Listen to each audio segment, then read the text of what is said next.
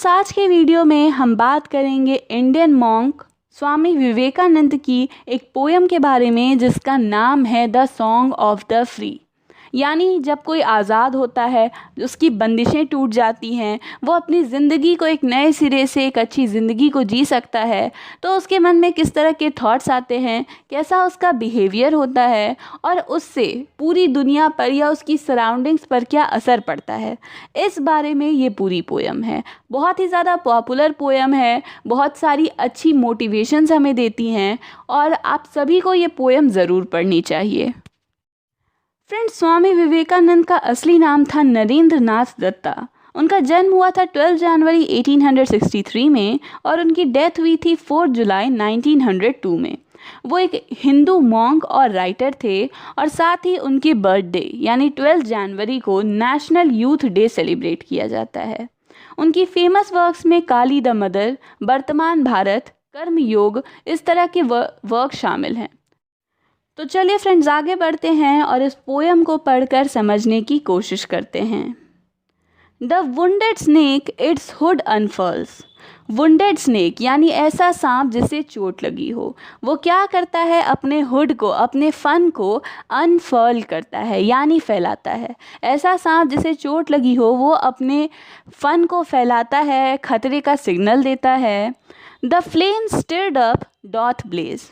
और वो फ्लेम, वो आग जिसे क्या किया जाता है, स्टिर किया जाता है, हिलाया जाता है, उससे ब्लेजेस, उससे चिंगारियाँ निकलती हैं। यानी अगर आप आग को परेशान करेंगे, आग को छेड़ेंगे तो उससे चिंगारियाँ निकलेंगी। अगर एक सांप घायल होगा तो क्या होगा, वो अटैक करने के लिए ज़्यादा तैयार रहेगा।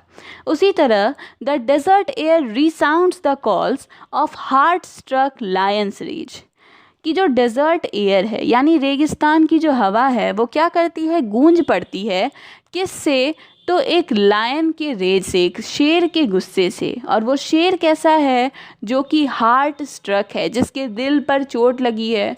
हो सकता है उसके दिल के आसपास या उसके शरीर में कोई लकड़ी का टुकड़ा, कोई जाल जो है वो फंसा हुआ होगा। और इस शेर की जो गुर्राने की आवाज़ होती है, इस शेर की जो दहाड़ होती है, उससे पूरे रेगिस्तान की हवा कांप उठती है। The cloud puts fourth it's deluge strength when lightning cleaves it's breast. कि जो बादल होते हैं वो अपनी पूरी जो ताकत होती है, जो उनकी पूरी स्ट्रेंथ होती है, वो कब दिखाते हैं, जब लाइटनिंग यानी जो बिजली चमकती है वो कहाँ से निकलती है, तो उसके सीने को चीरते हुए निकलती है। यानी आपने कई बार देखा होगा जब तूफ़ान आता है तो क्या होता है, बादलों में बिजलियाँ बहुत चमकती हैं और तब हमें पता चलता है कि जो क्लाउड्स हैं वो कितने ज़्यादा पावरफुल हैं, या ये जो लाइटनिंग है उससे जो ज़ोरदार आवाज़ होती है वो कितनी ज़्यादा स्ट्रॉन्ग है। When the soul is stirred to its inmost depth, great ones unfold their best. अब ये सारी चीज़ें अभी तक जो हम कह रहे थे वो तो नेचर से जुड़ी हुई थी कि कैसे किसी भी चीज़ को छेड़ा जाए, परेशान किया जाए तो उसकी असली ताकत का पता चलता है। ठीक वैसा ही किसके साथ होता है, तो हमारी सोल के साथ, हमारी आत्मा के साथ। जब हमारी आत्मा को एक तरह से परेशान किया जाता है, उसे छेड़ा जाता है, तो जो अंदर की गहराई होती है, जो उसमें अच्छाई होती है, गहराई होती है, वो निकल कर बाहर आती है। और ये कब होता है, तो जो इंसान है वो अपनी ग्रेटनेस की तरफ बढ़ता है, तभी उसके अंदर की जो सोल है उसमें ये पॉजिटिव चेंज आता है।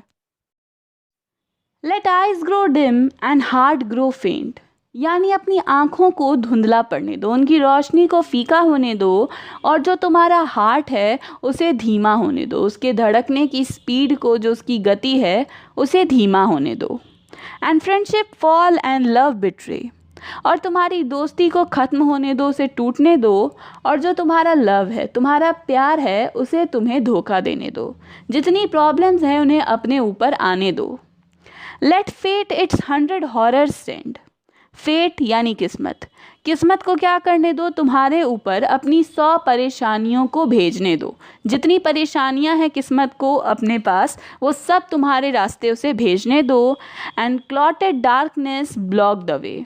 और जो निराशा का अंधेरा होता है, जिसमें हम उम्मीद हार बैठते हैं, उसमें अपनी पूरी दुनिया को सिमटने दो। यानी इन मुसीबतों से निकलने के लिए कोई रास्ता तुम्हें दिखाई न दे, इस तरह से ये जो निराशा का अंधेरा है तुम्हें घेर कर रखे। All nature wear one angry frown, ये जो पूरी नेचर है इसमें क्या है, ये सभी उदास है, गुस्से से भरी हुई है, सभी के चेहरे पर एक फ्राउन दिखाई दे रहा है। To crush you out still know my soul, और ये क्या करने के लिए, तो तुम्हें क्रश करने के लिए, तुम्हारे अंदर की ये जो सोल है उसे मसल देने के लिए। इतनी परेशानी तुम्हें इसीलिए दे रहे हैं ये किस्मत, ये पूरी नेचर, ताकि तुम्हें क्रश कर सके। You are divine, march on and on, nor right nor left but to the goal, यानी तुम क्या हो, तुम डिवाइन हो, तुम दैविक हो, और इन चीज़ों पर तुम बिल्कुल ध्यान मत दो। अपनी इस जर्नी को कंटिन्यू करो, आगे बढ़ते चलो, न राइट देखो न लेफ़्ट देखो, सीधा आगे बढ़ो, और एक ना एक दिन तुम कहाँ पहुँच जाओगे, अपने गोल को, अपनी मंजिल को। यानी हो सकता है तुम्हारी लाइफ में बहुत प्रॉब्लम्स हों, हो सकता है कि जिन भी चीज़ों को तुम अपना समझते थे वो सभी तुम्हें धोखा दें, तुम्हें पीछे छोड़ दें, लेकिन तुम्हें हारना नहीं है, तुम्हें थकना नहीं है, बल्कि तुम्हें आगे बढ़ते चले जाना है, और एक ना एक दिन क्या होगा, तुम अपनी मंजिल को ज़रूर पहुँचोगे। तो फ्रेंड्स, यहाँ पर ये पोएम ख़त्म होती है। ये जो पूरी पोएम है ये इसका सिर्फ एक सेक्शन है, मैंने सिर्फ 4 क्वार्ट्रेंस कराए हैं, जबकि पोएम बहुत लंबी है। अगर आप कहेंगे तो मैं बाद में इस पूरी पोएम पर एक वीडियो बना दूँगी, मगर आज की वीडियो में सिर्फ इतना ही।